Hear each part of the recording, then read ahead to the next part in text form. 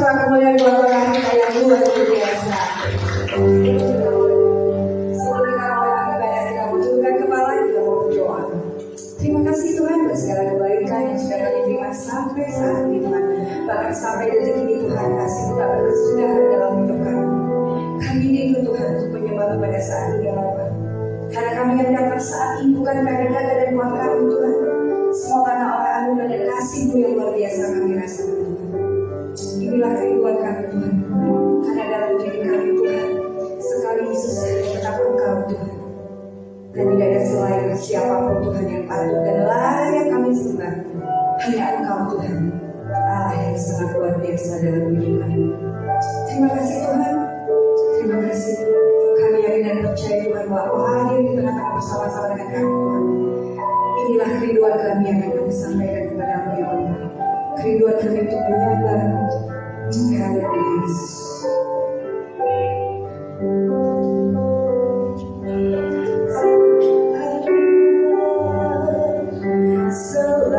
Selain Kau tiada yang lain, ada padamu di surga.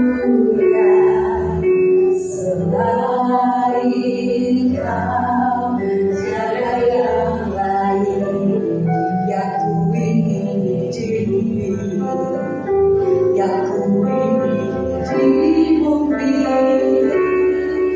Sekalipun dariku dan hatiku habis lenyap,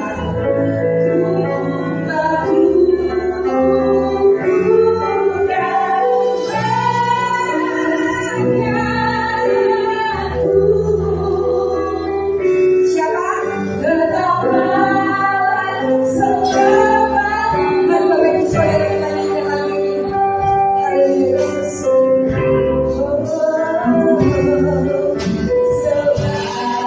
Selain Kau tiada yang lain, ada padamu di surga.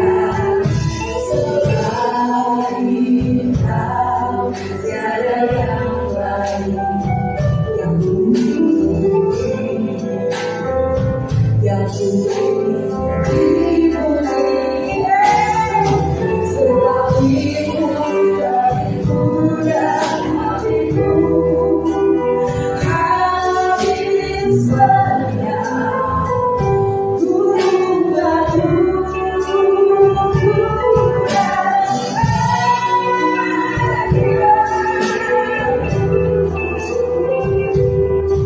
tetaplah selamat.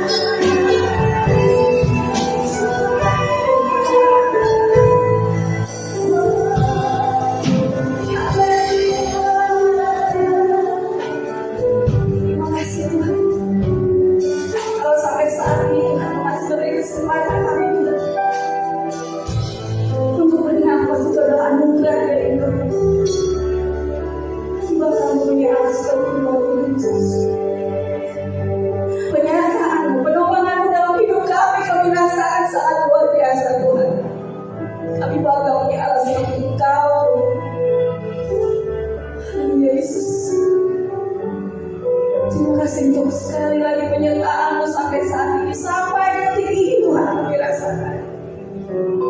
Ya Allah, sekiranya Yesus. Haleluya Yesus. Ya Allah, sekiranya ya Allah. Oh, sekiranya. Haleluya.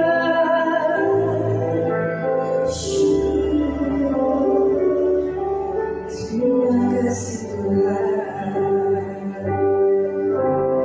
Kami undang Bapak Ibu Saudara bangkit berdiri.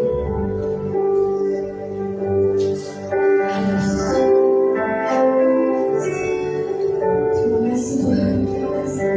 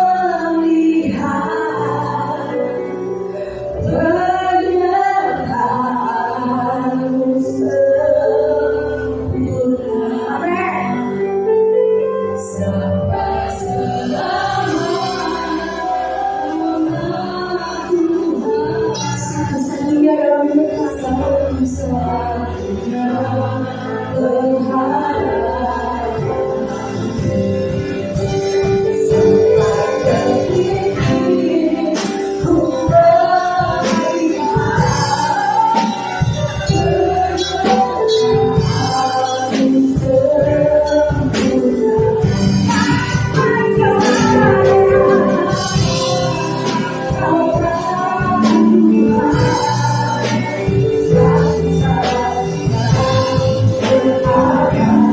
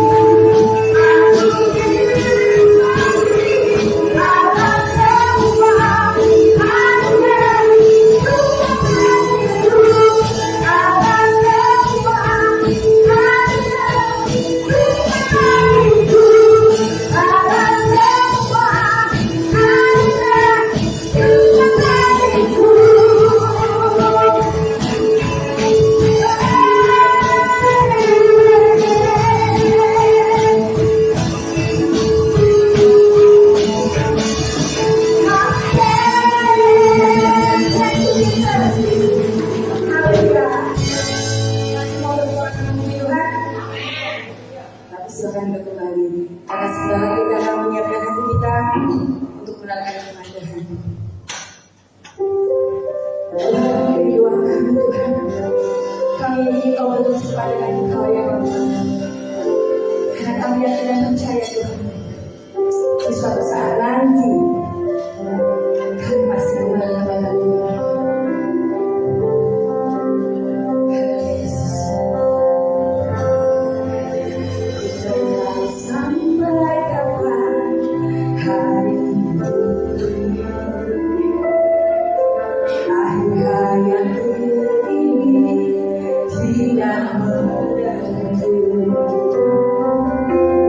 Namun yang pasti perjalanan hidup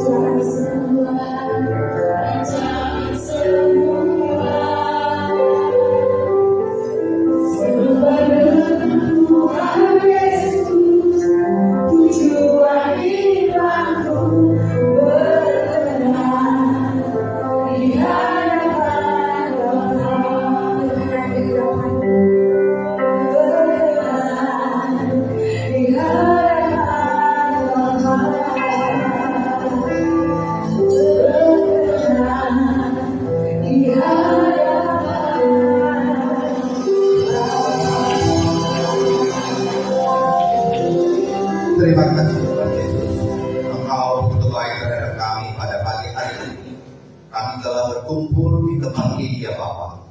Kami akan mau mempelajari bagaimana bersandar kepada perintah-Mu ya Bapa. Oleh sebab itu ya Bapa, biarlah pada pagi hari ini kami mendapat satu poin.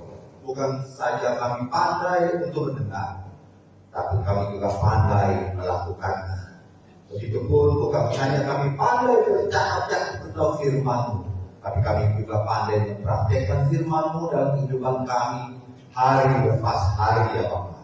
Oleh sebab itu ya Bapa, bersabdalah kepada kami ya Bapa, akan kita siap mendengarkan sabda-Mu. Kita siap mendengarkan sabda Tuhan. Mari sama-sama katakan amin. Tes.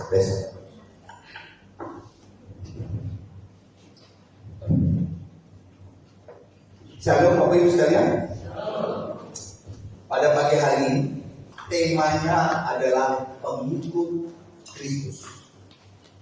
Pengikut Kristus itu diajar ada di dalam agama Kristen. Agama Kristen tidak menyelamatkan, tapi yang menyelamatkan yaitu Yesus Kristus. Amin Pak Bu? Sepakat? Agama tidak menyelamatkan. Yang menyelamatkan adalah Yesus Kristus. Makanya kita percaya kepada Yesus. Apa yang dipercayakan adalah pengajarannya. Jadi, mimbar yang benar bukan mempromosikan Yesus. Dan hari ini sudah berapa puluh tahun Bapak Ibu yang dengar selalu promosikan Yesus. Kekuasaan Yesus, kebesaran Yesus. Betul, gak salah. Tapi bagian kita itu apa? Di dalam Alkitab itu ada dua bagian. Satu perintah, satu janji. Janji punya milik Kristus, perintah punya kita. Berarti umat pengikut Kristus harus bersandar pada perintahnya. Kalau kita bersandar pada janjinya, ini sesat. Mau janji kita tidak bisa, kita terbatas. Tetapi kalau kita mengikut perintah Tuhan, itu benar. Karena perintah itu bagian kita. Nah, pengikut Kristus tentu ada ajarannya.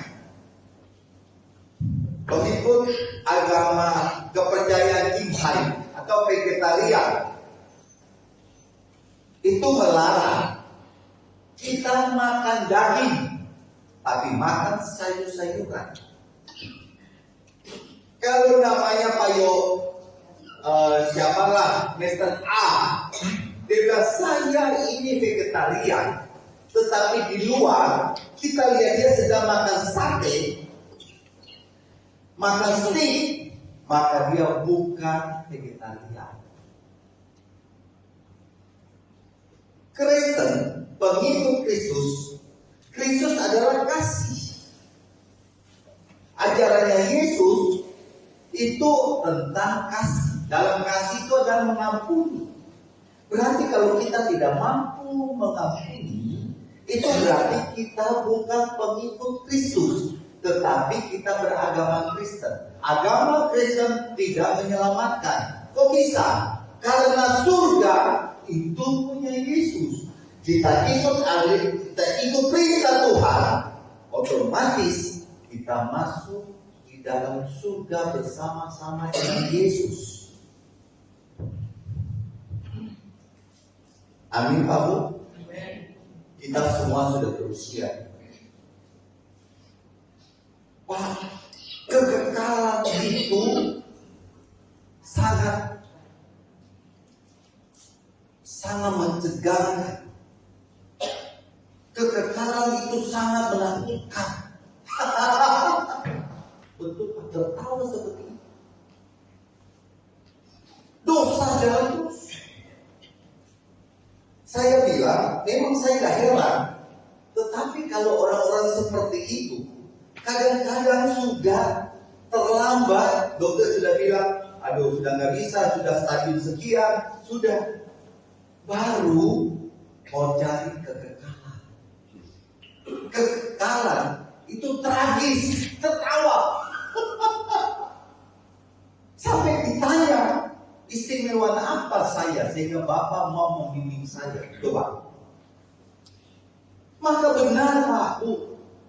Saya mohon bagian operator, tolong kalau saya sebutkan ayat, tolong ditampilkan. Ya kita kerjasama lah. Lukas 14 ayat 33. Lukas 14 ayat 33. Jadi jemaat itu saya menganggap mana yang penting saya bacakan, kalau tidak penting bisa lihat di slide. Yesus bilang syarat ini supaya menjadi murid. Untuk apa itu makna murid? Bisa diajarkan. Apa yang diajarkan? Perintahnya. Coba ya. Demikian pula tiap-tiap orang di antara kamu yang tidak melepaskan dirinya dari segala miliknya tidak dapat menjadi murid. Milik kita itu apa? Pertama, kekayaan. Kedua, harga diri. Ketiga, kebanggaan. Anak saya dokter. Anak saya pejabat tinggi. Anak saya jenderal. Nggak bisa diajarkan. Makanya Bapak Ibu harus duduk, kalau Bapak saya duduk dengarkan baik-baik.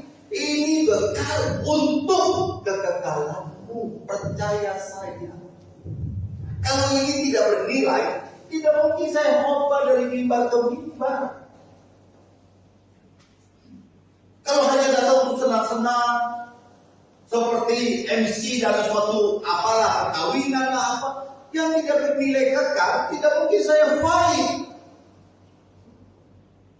Kalau Bapak Ibu datang, saya orang kaya, tanah saya ada sekian, anak saya jadi semua. Lebih baik makan gak makan jadi kumpul. Tidak bisa dimuridkan. Dan itu banyak di kalangan saya. Kalau sudah ke luar negeri, lalu dokter sudah begini-begini, kena kanker, baru permintaan telepon itu sangat mengharapkan kekekalan, bukan 10. Saya minta didoakan supaya dengan doa ini kita bisa ke surga. Saya mau beritahu, setiap hamba Tuhan bukan makalah surga. Bapak Ibu mau ke sana? Ikut perintahnya. Nah, kita lihat ya. Kita lihat amanat agung. Ya, Bapak Ibu percaya nih. Amanat agung Matius 28 ayat yang ke-20 supaya singkat. Ya. Dan ajarlah mereka melakukan segala sesuatu yang telah kuperintahkan kepadamu. Perintah itu apa? Ajarkan mereka apa yang sudah kuperintahkan. Mengampuni, balas kejahatan dengan kebaikan. Kalau orang tanpa pipi kanan kasih pipi kiri, jangan balas. Ini hati bersih, jangan ada simpan-simpan. Amin Pak Bu. Pak, saya bergaul dengan orang tua. Kalau dikorek hatinya tuh, ya ini anak yang ketiga, anak yang keempat, anak yang kesekian, tapi hanya satu anak yang lihat saya, yang lain semua tidak lihat. Saya jawab, anak nggak lihat Yesus, lihat anak. Yesus lihat ibu. Ulah ampuni itu.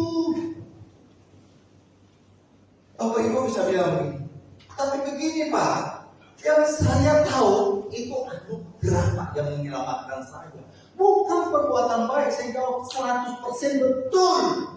Tapi untuk mempertanggungjawabkan anugerah harus perbuatan baik. Ini membuat Kristen kita mundur.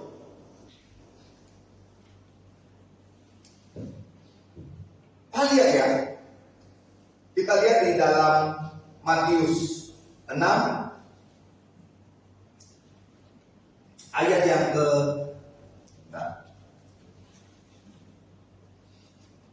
pas. Ayat yang ke-14 dan 15. Ini Matius 5, 6, 7, Matius 6 ayat 14 dan 15. Ini Matius 5, 6, 7 itu pengajaran Yesus. Suka nggak suka kita lakukan.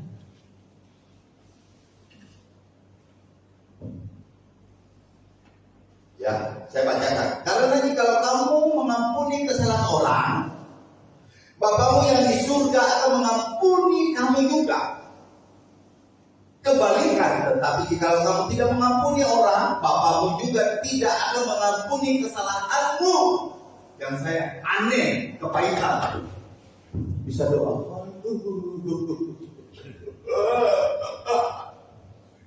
Tuhan akan. Saya mau beritahu, ritual setan tidak takut.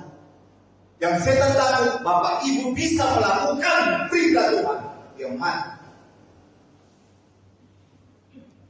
Setan nggak akan pernah takut Bapak Ibu sampai gemetar-gemetar. Hati ini busuk. Percayalah firman Tuhan, Pak Bu. Ini menyambut kekekalanmu. Jangan lagi kita berdebat. Sudah lama kita hanya menerima Yesus begini, Yesus begitu. Tapi dari diri kita, mana? Sampai saya berdoa, Tuhan, kenapa baru terlambat menurut saya? Baru saya pahami ini. Pak tahu saya launching di mana-mana khotbah tentang ini. Semuanya dengar sampai betul begini. Ini ajaran Tuhan. Sampai saya ngomong ke teman-teman, kita khotbah Mario, jangan kita mempersulit. Itu ayat, jangan mempermudah, tapi kita khotbah apa adanya supaya jemaat mengerti. Kedua, saya mau beri contoh di balik kan. Aliran dari vegetarian itu dilarang membunuh hewan karena hewan ciptaan Tuhan. Sepupu saya ada semut di piringnya ini. Kalau dia bilang saya vegetarian, kalau dia bunuh itu tikus, dia bukan vegetarian. Atau saya beritahu lah, bukan aliran jihad. Ada ciri khas, bos. Setiap tokoh agama punya ciri khas. Tokoh agama atau tokoh juru selamat, yaitu namanya Yesus Kristus, dia mati bangkit naik ke surga. Mengapa kita tidak taat? Kita tahu ada surga dan neraka. Mengapa kelakuan kita seolah-olah mau mengajak kita ke neraka? Lalu Bapak Ibu bantah lagi, kan ada pendeta juga kan yang ngomong-ngomong teolog seperti ini. Oh, gak apa-apa, dia mau pilihan kok. Yang milih mau surga atau neraka kita. Kalau Tuhan sudah milih, ini neraka, ini surga, dan keadilannya di mana? Kita punya hak bebas. Makanya dari mimbar ini mengadakan rasio kita supaya mari kita berputar, kita balik mengikuti Yesus supaya kita masuk surga. Amin. Bapak Ibu, tapi saya percaya kok. Percaya itu bagaimana? Contoh, ini barang. Bapak Ibu percaya kalau gosok atau mencium, Bapak Ibu bisa menghilangkan mual. Bapak Ibu percaya. Tapi begitu Bapak Ibu tidak lakukan penciuman itu, mual Bapak Ibu bisa hilang.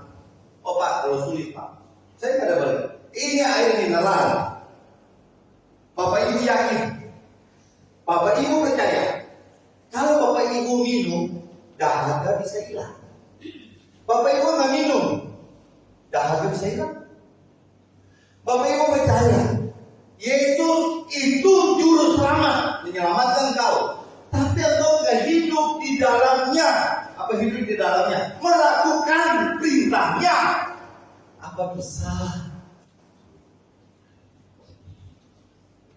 Agama Kristen tidak menyelamatkan. Yang menyelamatkan kita adalah Yesus Kristus. Kita akan diselamatkan apabila kita menjalankan ajarannya. Ajarannya ada di mana? Matius 5, 6, 7 itu ajaran yang dasar. Amin Pak Bu. Bapak Ibu mau surga, pulang dari tempat ini bersih. Engkau bilang begini, nggak mungkin Pak. Kita ini manusia biasa. Matius 5 ayat 48 nggak mungkin Pak. Itu untuk seorang Yesus. Yesus datang 100% manusia. Kalau engkau bisa mengampuni kesalahan orang lain, orang dunia tidak bisa mengampuni. Apa sempurna? Orang dunia balas kejahatan dengan kejahatan, engkau balas kejahatan dengan kebaikan. Engkau sempurna tak? Itu loh pendeta yang malas untuk menjalankan berita Tuhan, mempelintir firman. Sehingga firmannya ya begitulah. Yang amat dalam ini untuk Yesus kita nggak mungkin lah. Kalau suamimu buat salah, setiap kali engkau mengampuni, engkau sempurna dibandingkan orang dunia yang tidak pernah mau mengampuni. Coba kalau Alkitab engkau kategori tidak bisa dilakukan, maaf, berarti Alkitab benar. Kalau kau yakin Alkitab ya dan amin, engkau bisa melakukan. Kalau saya seperti ini, saya sayang dibawa ke dunia. Saya mau apa lagi?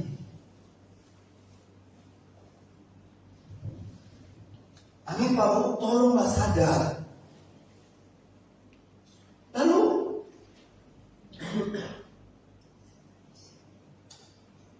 Bapak Ibu, tolong tanyakan Matius 5 ayat 17. Yesus datang bukan meniadakan hukum Taurat. Kita sadar. Tapi dia datang menggenapi. Yang Bapak Ibu mau baca dulu. Dia datang untuk menggenapi. Bentuknya menggenapi, dia kasih 2 hukum. Satu, kasihilah Tuhan Allahmu. Poin yang kedua, kasihilah sesama manusia seperti dirimu sendiri. Nah, sekarang kita lihat nih. Saya mau kasih contoh. Lukas 18 ayat yang ke-18. Ada orang bertanya, bagaimana Lukas 18 ayat 18? Bagaimana untuk memperoleh hidup yang kekal? Ada seorang pemimpin bertanya kepada Yesus. Katanya, guru yang baik, apa yang harus aku perbuat untuk memperoleh hidup yang kekal? Di ayat 20, Yesus berbicara tentang hukum Taurat. Kebayang? Engkau tentu mengetahui segala perintah Allah. Jangan berzina, jangan membunuh, jangan mencuri, jangan mengucapkan saksi dusta, hormatilah ayahmu dan ibumu. Kelakuan kita itu harus. Nah, kok bisa bilang loh perbuatan gak penting loh, coba. Akhirnya kita kalah. Anak orang dunia lebih menghormati orang tua dibandingkan anak-anak Kristen. Dia kacau nggak? Kan dianggap cuma keselamatan. Kita sudah ditebus dosa Bapak Ibu yang lalu. Sekarang akan datang bersih. Bapak Ibu tanggung jawabkan putra itu. Amin. Dengan cara perbuatan baik. Bapak Ibu lihat satu konteks. Dia punya tema itu garam dan terang dunia. Tapi saya ambil komot satu aja supaya khotbah ini betul-betul, kan ini padat. Kita harus padatkan. Kalau nggak, waduh berulang-ulang nggak selesai. Mari kita lihat Matius 5 ayat 16. Matius 5 ayat 16. Ya. Demikian hendaklah terang bercahaya di depan orang, supaya mereka melihat perbuatanmu yang baik. Supaya mereka melihat perbuatanmu yang baik, ini kata Yesus. Supaya mereka melihat perbuatanmu yang baik dan memuliakan Bapamu yang di surga. Bapak Ibu bayangkan, saya selesai khotbah sampai mobil saya maki orang. Saya bukan pengikut Kristus, tapi saya agama Kristen. Jabatan saya pendeta, tapi saya bukan pengikut Kristus. Bapak Ibu, amin. Tuhan Yesus sudah bilang dalam Matius 6 ayat 19 dan 20. Matius 6 ayat 19 dan 20. Jangan mengumpulkan harta di bumi. Yesus bilang nih, jangan mengumpulkan harta di bumi. Ayat yang ke-20, tapi kumpulan di surga. Bapak Ibu, kalau saya full timer, mobil saya 60. Dia agama Kristen, tapi bukan pengikut Kristus. Masa kita nggak tahu? Ayat 19, jangan itu larangan. Yesus bilang begini, jangan kamu mengumpulkan harta di bumi. Jangan. Amin, Pak Bu. Bapak Ibu mau dengar siapa lagi? Apapun yang berbicara, Pak Bu, kembali pada kita. Dan tidak boleh bertentangan dengan kita. Kalau ini sudah jangan. Lalu sebentar lagi kita akan begini kami akan butuh dana sekitar sekian.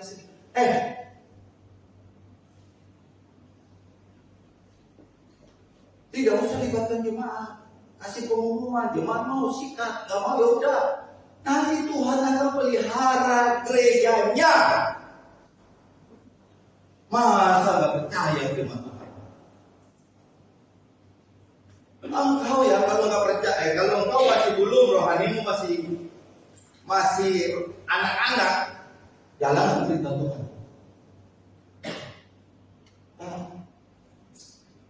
Kegagalan itu kalau kita nggak ikut firman baik-baik. Percayalah. Saya ingin lihat dalam Yohanes 15 ayat yang ke-7. Saya mau beritahu. Yohanes 15 ayat yang ke-7. Yohanes 15 ayat yang ke-7. Oke. Bapak Ibu lihat ya.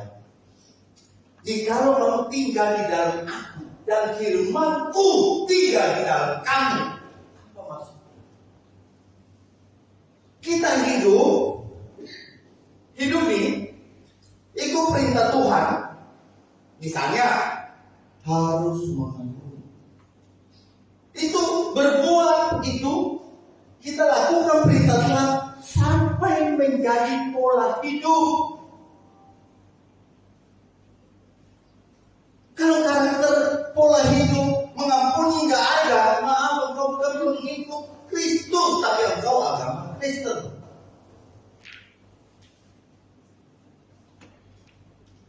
Saya kasih contoh. Kemarin saya baru mendarat.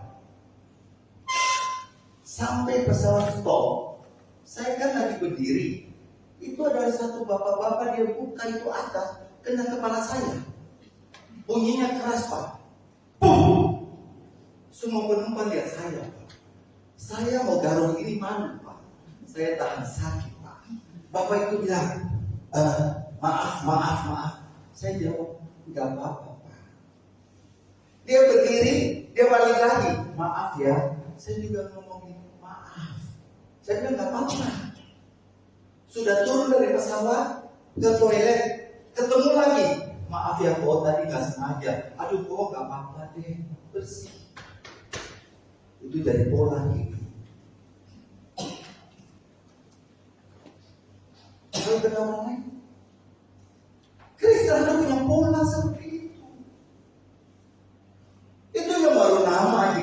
kamu tinggal di dalam aku dan firman-Ku tinggal di dalam kamu.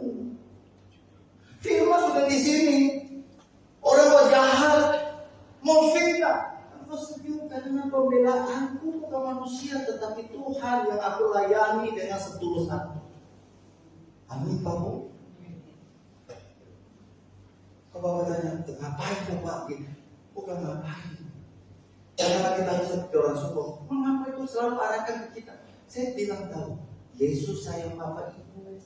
Dia tidak mau Bapak Ibu masuk ke kebinasaan kekal, tapi Dia mau Bapak Ibu menuju kepada kekekalan bersama-sama Beliau, yaitu Yesus Kristus. Bukan kepada kebinasaan, tetapi hidup yang kekal. Di mimbar lain saya bilang, jemaat yang masih buka-buka WA, lalu balas-balas, nggak tahu tuh, khotbahnya panjang sudah lewat waktu. Lalu sana jadi nggak kita ke mall? Pasti jadi. Doain aja supaya dia cepat mengakhiri khotbahnya. Itu bukan pengikut Kristus, tapi dia agama Kristen. Tolong dibedakan, tolong. Ibu-ibu yang kalau di dalam gereja khotbah seperti ini bisa, dia agama Kristen, tapi bukan pengikut Kristen. Tidak mungkin Pak, saya siapkan khotbah melalui pengalaman baca buku yang beratus-ratus. Lalu saya sajikan ini dong, silakan. Makanannya apa? Satoge sama ikan asin sama nasi. Besok apa? Kakangku. Lusa apa? Capcay. Lusa. No. Ini yang betul-betul makanan bergizi, makanan rohani yang bergizi. Percayalah, engkau bisa bawa sampai pada kekekalan dan dasarnya adalah Alkitab.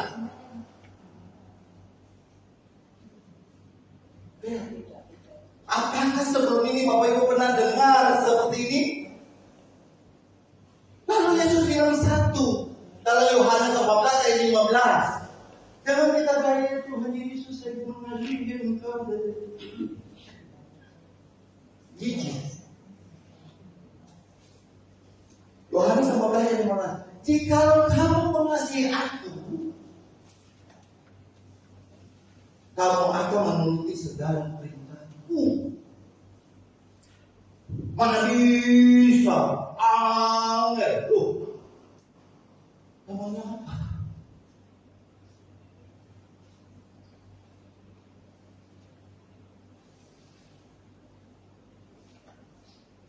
Sampai ada di dalam Lukas 6 ayat 27 dan 28. Saya ingin bacakan. Ini ringkasan dari yang kelima. Ya. Lukas 6 ayat 27. Aku berkata, kasihilah musuhmu. Papu, istrimu bukan musuhmu. Papu, suamimu bukan musuhmu.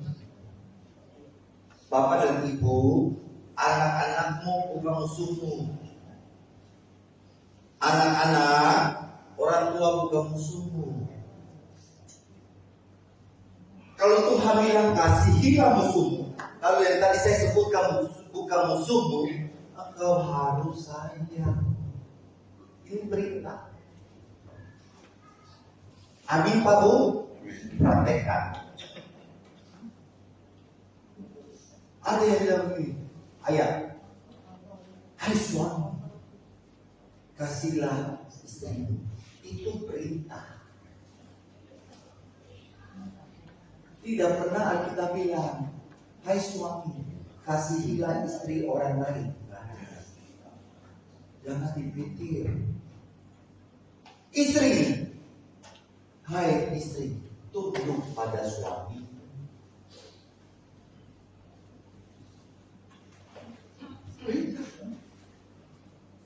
Yang mendasar 5, 6, 7. Engkau dibuat apa, bisa penderitaan apapun, kalau engkau jalankan perintah Tuhan benar-benar, engkau pengikut Kristus. Karena Yesus yang punya surga, engkau percaya pasti.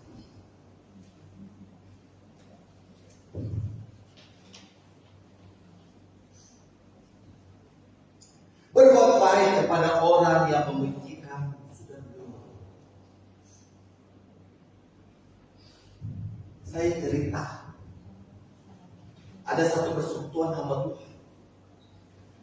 Giliran saya harus khotbah di situ, dia semuanya hamba Tuhan.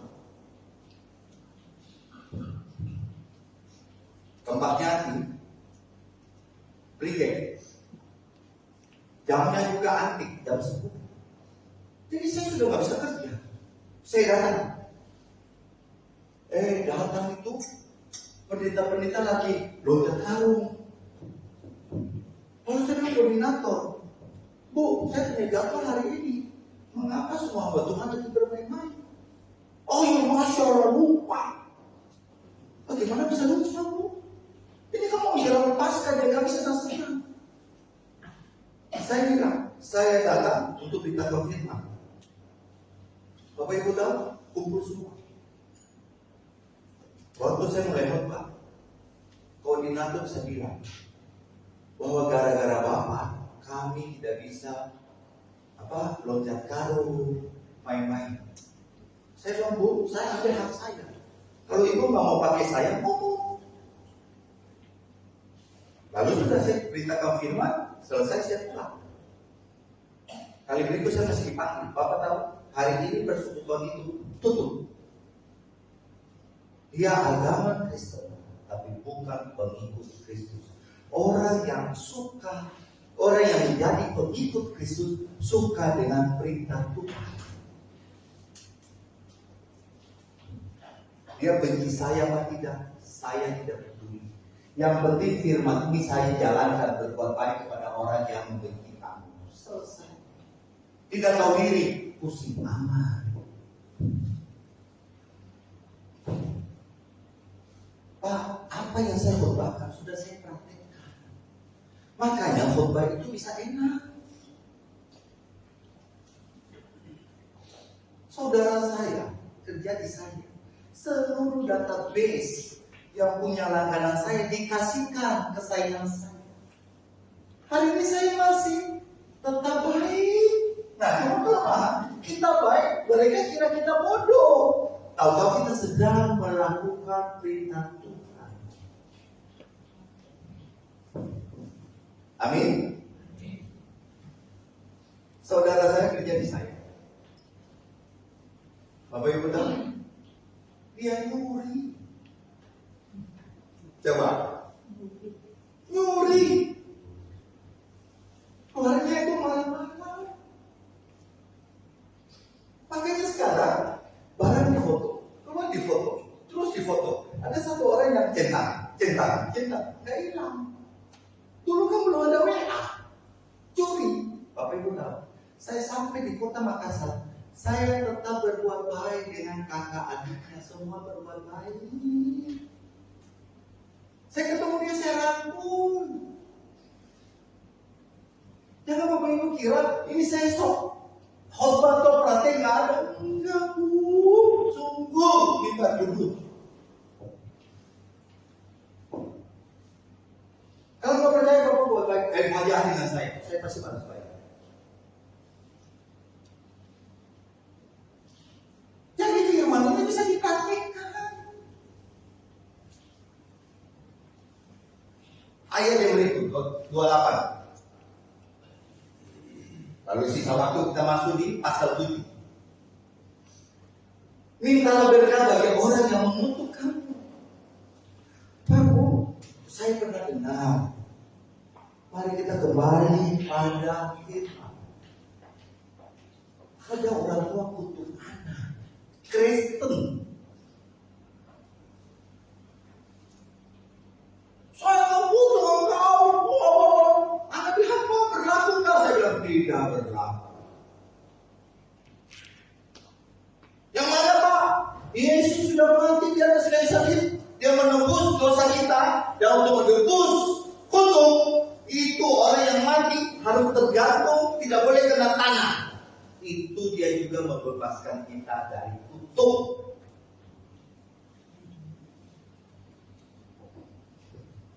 Ini dijaga. Amin. Pak, anak itu anakmu. Ini keluar yang baik.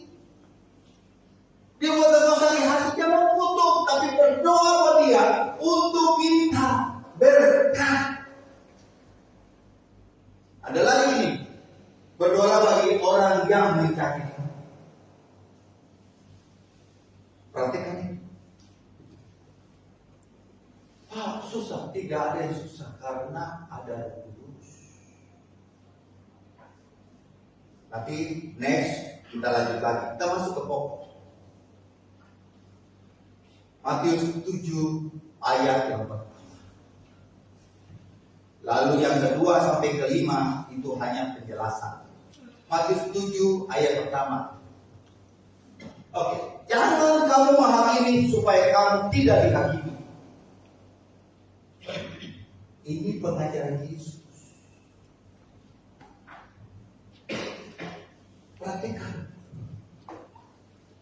Enggak usah ada gosip. Orang baru pakai lebih dari yang engkau sudah bilang, ayo itu saya tahu loh, itu suaminya gajinya sekian, dia pengangguran, kok bisa semuanya serba baru ya, dari mana ya? Itu menghakimi itu. Mau belakangnya, begitu aja suaranya pas-pasan aja, jalannya berlaku. Kalau itu yang terus menerus, engkau betul agama Kristen, tapi bukan pengikut Kristus. Engkau percaya Yesus? Betul. Apa itu percaya? Bisa dimuridkan. Dimuridkan itu apa? Diajar. Seperti ini.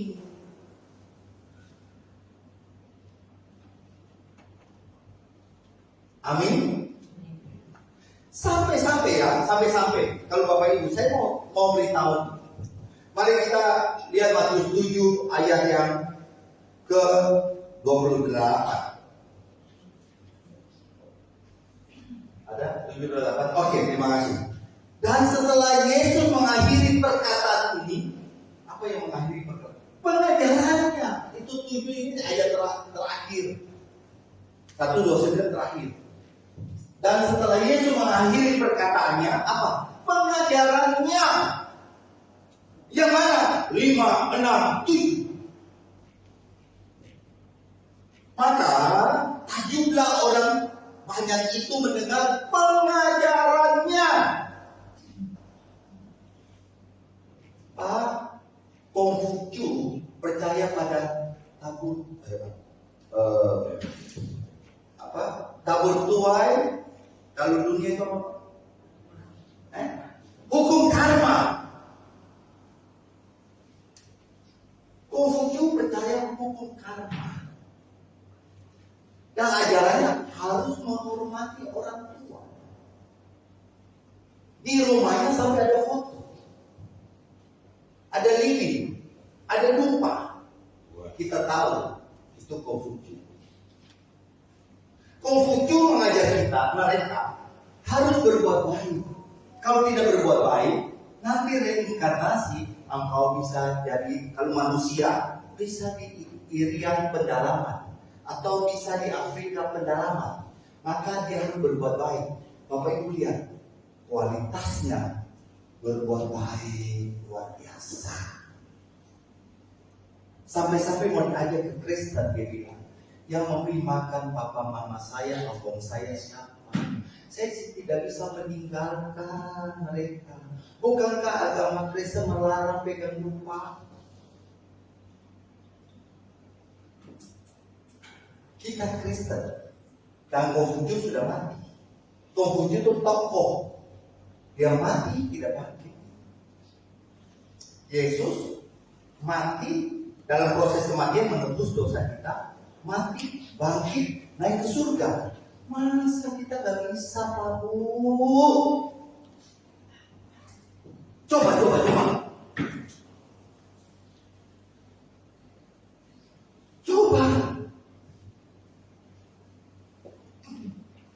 Dan setelah Yesus mengakhiri perkataan ini, tajublah orang banyak itu mendengar pengajarannya. Harus mengampuni.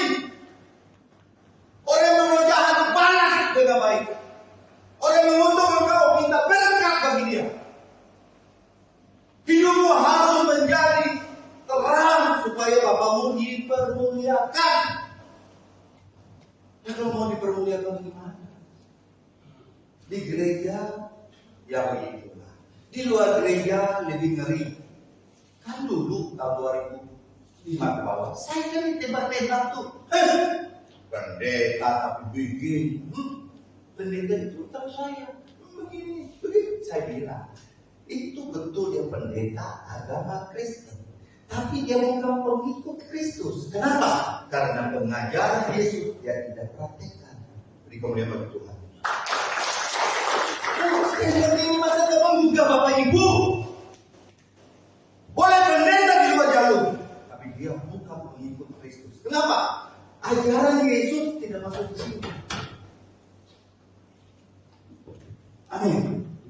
Jangan lagi salah-salah oknum pendeta. Tapi dia hidupnya pengikut Kristus atau dia beragama Kristen. Selesai. Hari ini Pak, saya sebebas-bebas. Mau ngomong apa, terserah. Dia agama Kristen. Kan di Indonesia ada KTP kita tulis beragama. Tidak ada tulis ateis. Nggak ada. Nah, dia agama Kristen, tetapi bukan pengikut Kristus. Saya tantang Bapak Ibu, sampai kapan kamu menjadi pengikut Kristus? Pulang dari sini, praktekkan firman baik-baik. Pulang dari sini setiap pagi, baca Matius 5, Matius 6, Matius 7, sampai begini. Jangan gaya-gaya langsung satu raja-raja, atau begini. Kalau engkau nggak bisa baca, minta tolong. Itu di YouTube ada. Matius, seri drama, mulai pasal 5, 6, 7, dengar. Sudah. Sore dengar. Lama-lama firman itu menjadi daging, engkau bisa praktekkan dalam hidupmu. Yang kedua, yang ayat 29. Sebab ia mengajar mereka sebagai orang yang berkuasa. Tidak seperti ahli Taurat mereka. Pak, hamba Tuhan yang dipakai Tuhan. Bapak Ibu tahulah. Knowledge, pengetahuan kok tanpa hati yang tulus, hati yang penuh dengan Kristus, firman keluar itu kering. Tapi orang berkorban penyembahan sampai gemetar-gemetar. Ininya nggak ada. Pengajarannya adalah sesat. Tontonan begini Pak Bu. Masa pencipta kita jadikan Allah? Sudah sesat. Kita ini yang hasil ciptaan harus menyembah Allah dan taat dengan perintahnya. Sudah? Jadi jangan kita menghakimi apapun ini. Tuhan sudah bilang, penghakiman itu hak Allah. Sudah selesai. Matius 7, hanya ada 7 yang dibicarakan. Satu hal menghakimi, satu hal yang kudus. Yesus berkata itu tegas Pak. Ayat yang ke-6. Jangan kamu memberi barang yang kudus kepada anjing. Dan jangan kamu melempar mutiaramu kepada babi. Supaya jangan diinjak-injak dengan kakinya, lalu berbalik menggoyak kamu. Makanya Pak, di dunia sekuler, saya beritahu Pak, saya tidak pernah tutup telepon dalam bisnis kali ini. Ya terima kasih Tuhan Yesus berkati, tidak pernah. Sampai hari ini. Dan saya nggak boleh jatuh di sini. Karena saya berpegang, Yesus sumber. Yang ada semua pelanggan saya, supplier saya, itu hanya saluran berkat yang diutus oleh Yang Maha Kudus, yaitu Yesus Kristus sebagai sumber berkat. Jadi Pak, kalau ada anak-anak yang kasih engkau duit, jangan dia yang dipertuhankan. Engkau pertuhankan kepada Yesus. Dia sumber. Dia bisa menggerakkan siapa saja untuk memberkati engkau.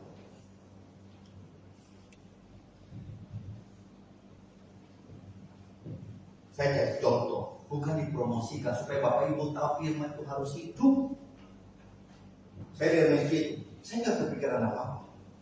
Masjid belok kiri, jalan, kan nggak lama lagi. Tuhan bilang jangan lupa orang di depan.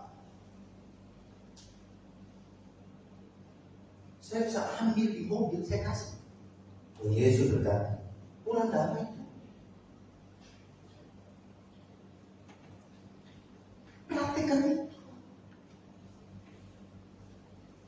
Lalu saya janji, saya beritahu dia, jangan di belakang masuk gereja dengar.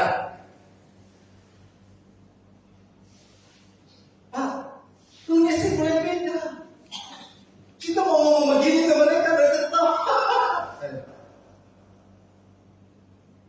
Perintah ini Pak, jangan kamu memberi barang yang kudus kepada, dan jangan kamu memberi lempar mutiara kepada. Tapi ada hamba Tuhan orang sudah ngomong dengar, dikasih terus kasih. Dan kamu letak firman bersandar pada perintah Tuhan. Jangan itu perintah. Begitu kita ucapkan begini, kekekalan tragis. Sudah stop. Stop. Dia kira surga itu bisa dibeli. Dia kira surga itu ada makanan doa. Tolong, ini kan sebetulnya kelas kita penginjilan apa. Kalau kita kenapa? Merasa kaya raya, merasa apa aja. Ada satu tokoh, dia kena stroke. Itu sampai panggil itu terapi dari Jerman sama negara mana, datang terapi dia. Tapi tubuh makin hari makin melemah. Perkataan itu orang dunia semua. Pertanyaannya, bisa tubuh ini diselamatkan? Bukan kita nggak mau, Pak.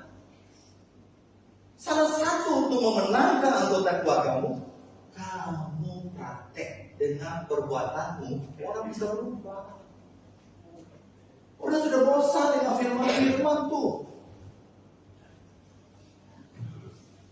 Yang ketiga, mengabulkan doa.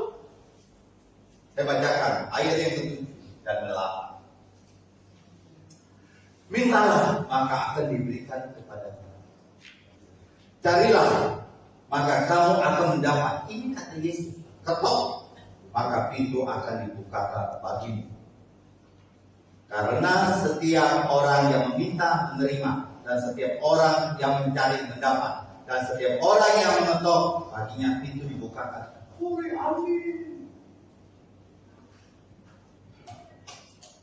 Pak, nggak boleh begini. Lalu Bapak bilang, oh Tuhan, tolong Tuhan. Anak saya mau nikah, saya minta rumah dari Engkau sesuai dengan firman-Mu. Matius 7 ayat yang ke-7 dan 8. Kenapa dasarnya? Dasarnya yang tadi. Yohanes 5, Yohanes 15 ayat 7. Kalau firman-Ku di dalam kamu dan kamu dalam firman-Ku, otak ini sudah tidak lagi berpikir pada barang fana. Yang dipikir satu jiwa. Jadi Pak, kita praktekkan ya. Mintalah, maka akan diberikan kepadamu. Matius 7 ayat itu. Oh Tuhan, saya akan minta Tuhan. Kami bersekutu, ini misalnya ada doa malam, bersekutu, tambah-tambahkan jiwa, pimpin kami Tuhan, supaya kami kemana ada jiwa yang dimenangkan, biarlah tahun ini kursi-kursi penuh Tuhan. Tidak mungkin Tuhan tidak kasih. Saya mau tanya, dalam hidupmu sampai sekarang engkau sudah menangkap berapa jiwa? Kalau engkau hidup hanya makan minum pakai tidur, besok makan minum pakai tidur, tidak berbuah. Lalu apa fungsimu di bumi ini? Bapak Ibu tega saudaramu tidak masuk dalam kerajaan surga, tapi dia percaya Tuhan, Pak. Percaya itu apa? Nikmati perintahnya. Firman dalam kita dalam firman. Ini loh. Amin Pak Bu. Sampai-sampai Pak, saya mau nanti bulan depan khotbah saya berpendek. Sisa saya mau suruh jemaat tanya. Supaya ada interaksi. Jangan khotbah dengan tuh. Tapi bingung ya. Khotbah, lalu kita tutup doa, setelah itu tanya jawab.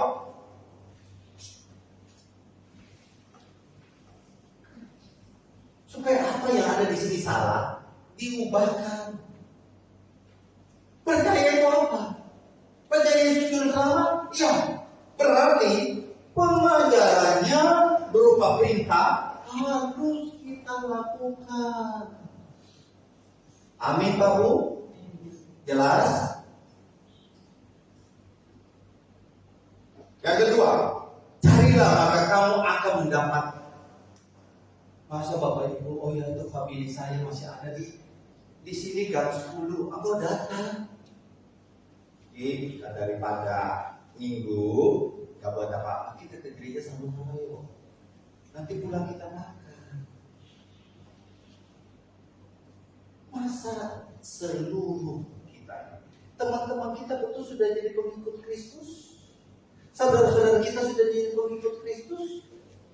Kenapa engkau gak cari? Bukan minta mobil, lalu cari apa lagi? Aduh, gak nyambung. Pak, bisa ya satu statement dari Yesus.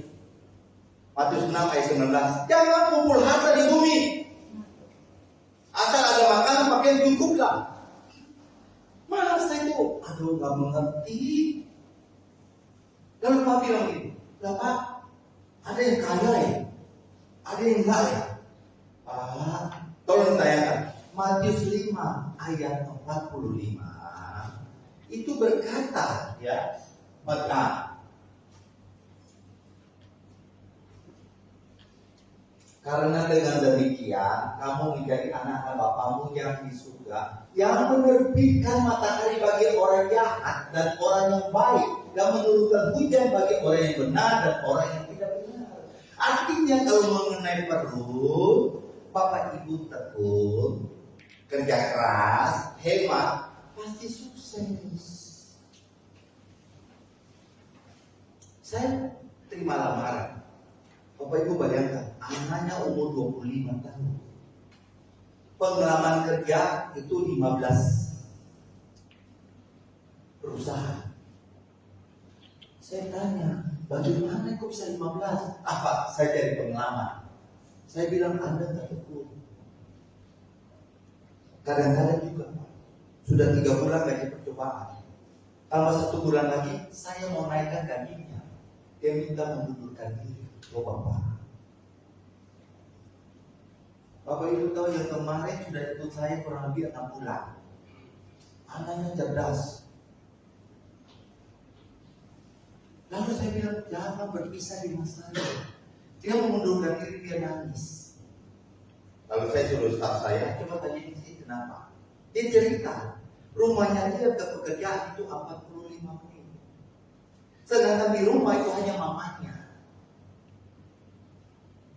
Saya bilang begini, kalau itu gampang, suruh pulang jam 5 tepat. Dia mau. Dan dia bisa bergabung dengan saya lagi. Kalau enggak tanggal 27 ini dia sudah keluar. Kita mengasihi orang yang pintar. Dulu kita mengasihi yang Kristen dan pintar, sudah tidak saya temukan. Yang Kristen mau tahu, itu ada pementasan, itu Natal. Jadi kita libur 2 hari. Saya nggak bisa masuk 2 hari karena antar anak saya. Itu loh ada Paskah, anak saya repot. Ini kerjaan tuh apa? Yang lain lagi kerja tuh dia menganggap dia tuh kayaknya punya warga kerajaan surga lalu begini. Untuk kerja rendah, etika rendah, tidak saya pakai. Jujur.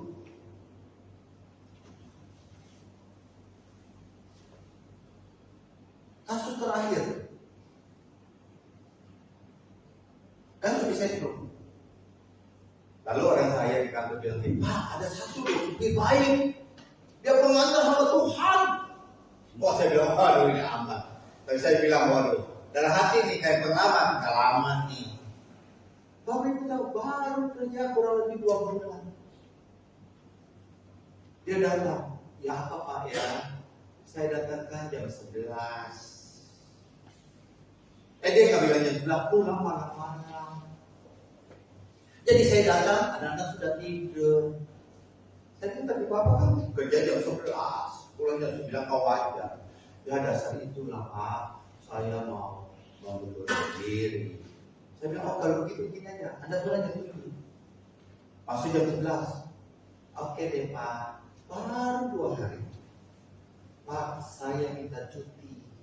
Mau ke daerah mana gitu, 2 minggu. Saya sudah bilang ada. Sudah selesai. Berhenti. Dia bisa telepon ke karyawan toko. Dek, nanti tolong beritahu kepada Bapak dan Ibu, saya sudah tidak kembali bekerja. Dia mempromosikan diri. Dia WR, pelayan Tuhan, pengantar hamba Tuhan. Dia bukan pengikut Kristus, tapi dia beragama Kristen. Dengan khotbah ini jangan ada kepahitan lagi dengan orang-orang Kristen. Dengarkan baik. Sekarang ini kita yang sedang berkhotbah adalah menjadikan Bapak Ibu dari agama Kristen menjadi pengikut Kristen. Kristen Bapak pengikut Kristus. Dari agama Kristen menjadi pengikut Kristus. Jangan lagi engkau kepahitan dengan yang namanya pendeta. Jangan lagi kepahitan dengan pelayan Tuhan. Jangan lagi kepahitan dengan orang Kristen. Pengikut Kristus pasti tidak membuat Bapak Ibu apa. Amin. Jangan bodoh. Mantap firman. Waduh, saya sambil mempersiapkan, saya sampai berkhotbah. Ini loh Bapak Ibu adalah umat yang paling bahagia. Satu lagi, coba masih ada sisa 2, 3. Yang terakhir, ketoklah maka pintu akan dibukakan bagimu. Pak, tidak mungkin Bapak Ibu meminta engkau mencari dapat nih, lalu engkau mengetok. Siapapun, engkau kan punya jiwa. Ayo kita sekali-sekali ke sini yuk, ke air hidup, benar ya? Air hidup. Coba. Itu ada pendeta yang khotbahnya itu keras, tapi sudah biarkan dia keras seperti dia baik. Bawa ke sini. 1 kali nggak bisa, 2 kali nggak tembus, atau ketok terus 3 kali engkau bawa apa namanya? Bawa makanan ke rumahnya. Kali keempat engkau terakhir makan, kali kelima engkau sudah datang di muka pintu. Ayo kita ke gereja, masa nggak datang? Ini kabulkan doa. Amin Bapak. Kalau Bapak kan suatu saat engkau catat berapa jiwa engkau bawa ke sini. Dan itu nanti menjadi mahkota kehidupanmu. Sudah? Ayat berikut, Yesus beritahu begini. Ayat yang ke-12. Yesus mau beritahu begini.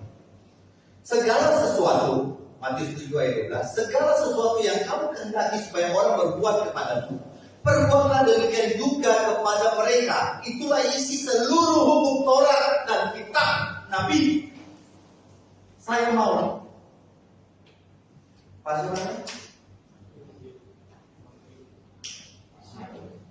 Fasilitongan. Saya mau fasilitongan baik dengan saya. Firman itu tegas. Saya harus baik dengan dia dulu. Baru fasilitongan baik dengan saya. Ini hukum.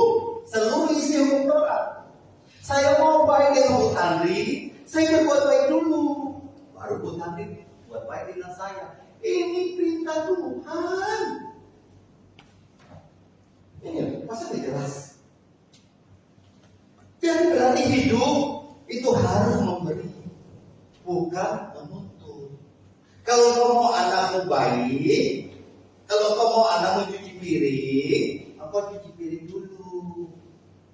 Baru kau bilang, nah, bantu mama ya.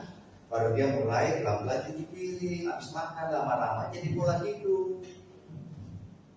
Jangan main menuntut, hei anak, pakai status lagi. Cuci piring anak. Asal tahu makan tidak mau. Kita tidak mengajari itu. Kamu anakmu apa, bangun pagi langsung tempat tidurnya dibersihkan. Begitu dia bangun, aku bersihkan tempat tidurnya. Bapak sudah praktek, saya naik di kontainer semua minta ampun, Pak, turun Pak, biar kami sendiri. Saya mau anak-anak kerja cepat, saya baru gaya ya itu angkat forklift tangan. Jangan ya Pak, saya ya Pak. Kerja cepat. Dasarnya Pak, firman Tuhan. Kerennya firman Tuhan. Kalau ibu-ibu, oma-oma mau disayangi cucu, anak-anak sekarang kan susah. Engkau sayang dia. Engkau bisa bertelepon. Cu, oma sayang kamu. Ya nanti saya oma. Cu, oma sayang kamu. Oma doa untuk kamu ya dengan telepon. Pakai telepon. Dia sayang. Suatu saat dia ingat, oh oma dia datang. Waduh, kita suka digali lagi kalau nggak habis-habisnya. Kalau kita menuntut, aduh, hanya mau. Apa sudah praktek? Sangat sudah. Hidup saya nggak pernah menuntut, tapi saya memberi. Yang berikut, Yesus bilang untuk masuk pada kekekalan. Ayat yang ke-13. Ini penting. Ini intinya. Sudah? Oke. Masuklah melalui pintu yang sesak itu. Jadi mau ke surga Pak, sesak, bukan gampang-gampang. Kita paku daki, kita ikut perintahnya. Ya. Karena lebarlah pintu dan luaslah jalan menuju kepada kebinasaan, dan banyak orang yang masuk melaluinya. Karena sesaklah pintu dan sempitlah jalan menuju kepada kehidupan, dan sedikit orang yang mendapatkannya. Jadi kalau ada hamba Tuhan yang bilang begini, tahun 2026 penuaian besar, seluruh bumi masuk surga. Bohong Pak. Contoh, tahun 2025 itu berkat internasional. Los Angeles terbakar. Tahun 2025 berkat double porsi. Sekarang Bapak ke pasar jam 11 sunyi senyap. Balik pada Alkitab. Yang Bapak Ibu yang ada nih, bukan semuanya yang menjadi pelaku firman itu yang masuk. Pelaku firman itu apa? Melaksanakan perintahnya. Saya begini Pak, kita hidup kan susah nih. Kalau susah di bumi, lalu nanti susah di kekekalan, saya nggak tega. Tak boleh belah dada saya. Kemarin sore di pesawat saya sudah bilang, ini mau ngomong apa ya? Setiap mimbar beda-beda, kayaknya, penekanannya beda. Ngomong apa ya supaya betul-betul jemaah mengasihi saya. Mereka bisa dengar firman saya, lalu praktekkan firman Tuhan melalui saya. Lalu mereka praktekkan. Itu dari saya di pesawat saya sudah merenung. Kalau yang kaya Pak, lalu masuk ke binasaan, saya biasa. Kenapa? Sudah nikmati kemewahan bumi, masuk dalam kekekalan ya sudah. Tapi kita ibu yang sederhana, targetnya harus masuk ke firdaus, kepada kehidupan yang kekal bersama dengan Yesus. Amin Pak Bu. Jangan lagi anggap remeh, Bu. Maka minum pakai.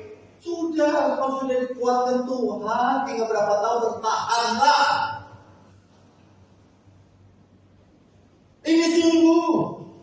Ini khotbah bukan pakai knowledge lagi, sudah pakai hati. Menghimbau.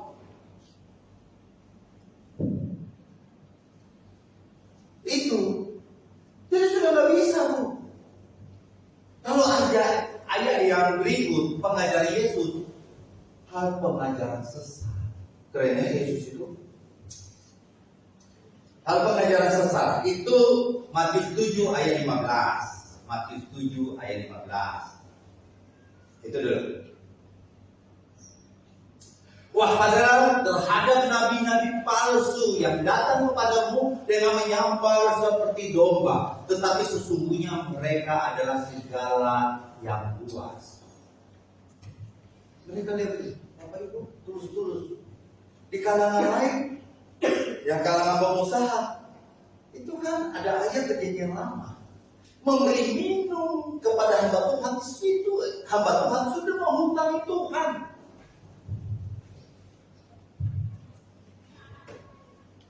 Tapi saya pengusaha, saya nggak ini, tapi itu salah. Tidak ada, Pak.